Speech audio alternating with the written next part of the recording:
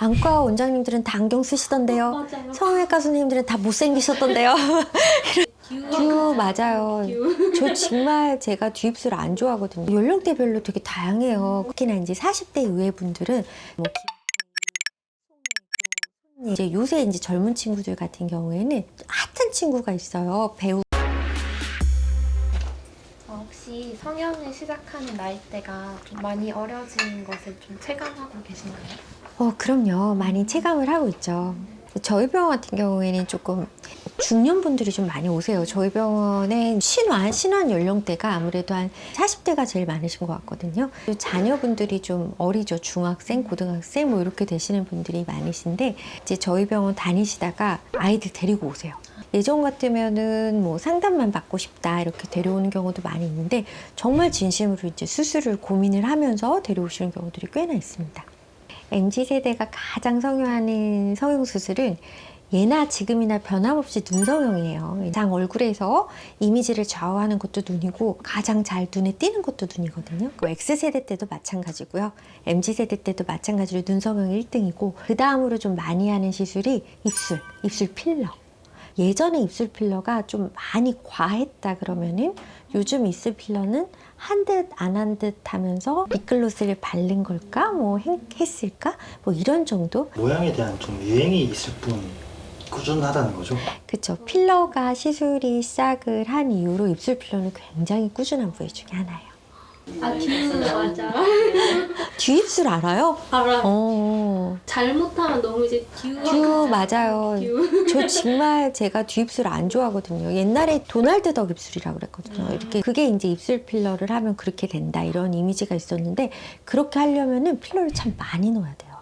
그게 아니라 주름이 조금만 펴줘도 좋을 텐데 입술선이 조금만 선명하면 좋을 텐데 요 정도? 아니면 이제 입술이 얇으면 좀 할머니처럼 보이긴 하거든요. 그러니까 이제 그 포션을 조금 더 많이 보이게 그 립스틱을 좀 크게 그리는 사람들 있잖아요. 그게 더 잘 어울리는 사람들 그런 사람들은 이제 필러를 해놓으면 또 잘 어울리는 얼굴로 되니까 쌩얼 때도 예쁘죠. 그 수술 상담할 때 연예인 사진 들고 오시는 분들 많이 계시죠? 네, 많아요. 네. 제일 많이 본 연예인 사진은? MZ세대에서 연령대별로 있을까요? 연령대별로 되게 다양해요. 본인 연령대에 예쁜 사람이고 싶은 거예요.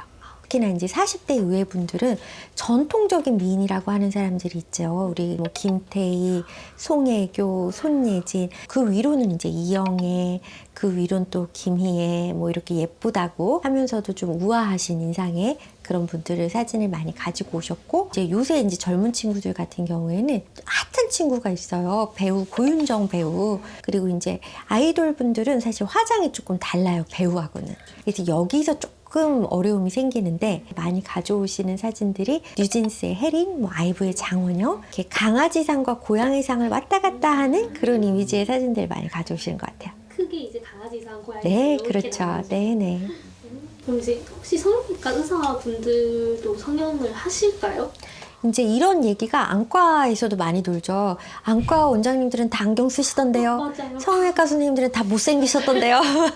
이런 얘기들이 되게 많이 도는데 실제로 많이들 하세요. 안과 선생님들도 이제 눈 수술 많이 하시고 성형외과 선생님들도 얼굴 수술뿐만 아니라 뭐 가슴 성형 이렇게 많이들 하시거든요. 근데 이제 저 같은 경우에는 저밖에 못 믿기 때문에 저는 아직 못했고 근데 이제 또 모르죠. 이제 안티에이징 수술이 필요할 때는 또 제가 믿는 성형외과 원장이 또 찾아갈 수도 있죠. 가능성은 열려. 그럼 가능성이 열려 있죠. 뭔가 내가 했지만 정말 잘했다. 그런 케이스들 혹시 손에 꼽을 수 있을까요? 너무 많은데요. 맞네요. 매일매일 경험이라서 뭐 그 꼽을 수가 없는데요. 환자들도 이제 대부분 만족도가 높으신 거죠? 그럼요. 네, 뭐 저한테 거의 다 어머니라고 하니까요. 네, 어머니. 네네네. 그래서 그런 얘기 많이 듣습니다. 이렇게 문자로도 받고 한 명을 꼽을 수가 없어요. 네. 혹시 이제 상담 받으러 오시면 말리신 적 있으세요? 있죠. 꽤 있죠. 어떤 케이스가 있었어요? 수술한 지 얼마 안 됐을 경우 같은 부위 수술을 여러 번 하셨는데 이제 또 수술을 원하시는 경우 충분한 회복 기간이 없는 상태에서의 재수술은 결과가 좋기가 쉽지는 않아요. 그리고 이제 개인적으로는 수술을 좀 안 했으면 좋겠는 분들도 있어요. 객관적인 거죠. 성형외과 전문의가 보는 눈으로 봤을 때 근데 이 매력적인 얼굴을 그냥 흔한 미인으로 바꾸고 싶어 하는 경우들이 있으세요. 이 부분은 정말 매력적이다. 이거는 안 했으면 좋겠다. 이런 얘기를 드리기는 해요. 가능하면은 다른 장점을 조금 더 살려볼 수 있도록 눈 수술을 하러 왔는데 눈이 너무 매력적인 무쌍이야. 그런데 이런 친구들이 사실 피부가 깨끗하면 눈이 굉장히 돋보이거든요. 오히려 눈은 좀 놔두고 우리 피부 관리를 좀 해보자. 그런 식으로서 제가 상담을 해드리고, 그러니까 매력적인 미인을 흔한 미인으로 만드는 수술은 개인적으로 조금 피하고 싶은 마음이 있어요. 성형하면 또 대표적인 한국 영화가 미녀는 네. 되게 옛날 영화잖아요. 아시네요? 맞아요. 네. 보셨어요? 네. 오. 개봉했을 때 저도 봤어요. 어렸지만. 오. 네. 이마중 씨가 네. 굉장한 성형 미인으로 성공을 하잖아요. 네, 네. 실제로 그렇게 성형을 하는 것 자체가 가능한지. 가능하죠. 우선은 여러 가지를 따져봐야 돼요. 우리 예전에 그 랭메인이라는 프로그램 같은 거 네. 많이 있었잖아요. 실제로 다 가능하잖아요. 네, 그렇지만 이제 그게 신체적으로도 부담스러울 수 있고 기형적인 원인이 있는 경우들도 있어요. 질병이 동반돼 있다든지. 그러니까 그런 것들도 같이 컨트롤해야 되기 때문에 성형외과 단독으로는 쉽지 않고요. 그리고 이제 우선 키가 150이신 분이 175가 되고 싶다라고 하는 건 현실적으로 불가능하죠. 네. 이게 어느 정도냐에 따라 좀 다를 것 같아요. 이제 그냥 단순히 좀 살쪘는데 수술부터 해요, 다이어트부터 해요, 그렇게 물어본 거죠. 그쵸? 네네. 이제 그런 경우라면 일상생활을 하는데 지장이 없는 정도의 그 정도 비만일 경우에는 저는 사실 동시에 하는 것 좀 추천해요. 성형이 들어가는 게 딱 그 다이어트의 시발점이 되실 수가 있어요.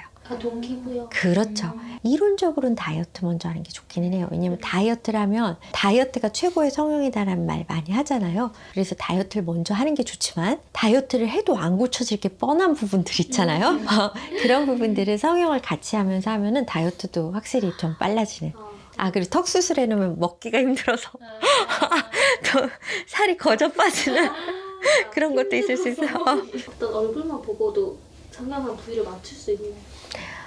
확실한 거는 우리가 수술을 할 때 특히나 조직을 잘라내는 수술들을 하게 되면 들어갔느냐는 어디다 절개를 하게 되잖아요. 절개 위치가 확인되는 부위에서 수술을 했으면 확실하게 할 수 있죠. 또 뭐 흡입을 했다거나 하면은 우리가 흡입 캐뉼라를 삽입하는 부위들이 있거든요. 근데 그 부위에 이제 이렇게 점처럼 아니면 이렇게 반점처럼 흉터가 있다던가 하면 아, 저 친구는 허벅지 흡입을 했겠구나, 뭐 이런 것들도 추측을 해볼 수가 있고 여러 가지로 알 수 있지만은 뭐 일상적인 화장이라도 한 얼굴이고 정말 자연스럽게 잘 된 수술은 또 더군다나 시간이 어느 정도 또 경과했다 그러면 성형외과 의사라고 하더라도 이분은 수술한 거다 이렇게 명확하게 말하기는 어렵습니다. 성형수술을 되게 정말 미용실 가듯이 이제 하시는 분들도 많은데 성형수술을 멈춰야 할 때가 있을까요? 그럼요. 성형수술을 멈춰야 되는 시기는 있습니다. 이게 왜 그러냐면 저는 성형은 일상을 방해하지 않는 이벤트여야 된다고 생각을 하거든요. 이벤트가 메인이 되는 경우가 생길 때는 일상이 무너질 수가 있어요. 이럴 경우에는 내가 성형에 너무 중독되어 가는 게 아닌가. 그리고 이제 또 제일 중요한 거는 거울을 보고 있는 시간이 너무 길어진다. 다음번엔 여기를 해야 되겠다. 계속 이런 생각이 머리에서 계속 맴돌고 있다고 생각을 하면은 아, 내가 지금 너무 나의 삶의 가치를 외모에만 두고 있는 게 아닌가. 자기의 마음을 좀 진정시킬 객관적인 시간이 좀 필요해요. 우리가 예뻐지려고 사는 게 아니라 예뻐져서 만족스러운 삶을 살려고 하는 거잖아요. 그러니까 내 만족스러운 삶에 포커스를 맞추는 것보다 예뻐지는 거에 더 내가 중점을 맞추고 있는 것 같다라고 생각이 들 때는 일단 멈춤. 좋은 성형외과 전문의 선생님이라면은 또 그 일단 멈춤에 도움을 주실 거예요. 지역이 어디세요? 저희 울산에서 왔어요. 아 진짜 미안해요. 울산이니까 예상을 못하고 있어가지고 어머 너무 죄송해요. 울산 그렇게 안 멀어요. 어머, 원장님. 울산 통도사에서 KTX SRT 타면 바로 오지 않아요? 저희는 차로 장거리 와가지고. 때문에 이게 일찍 차가 밀려서 늦는데 그러니까. 그래서 내가 아니 뭐 저기 아유, 진짜 핑계도 미리미리 된다. 아우 너무 죄송합니다. 커피 드세요. 좋은 커피예요. 어느 걸 먼저 하든 큰 상관은 없지만 하는 게 좋으세요. 직원의 인건비 또 중요한 거 하나는 가장 중요한 거라고 할 수 있겠죠.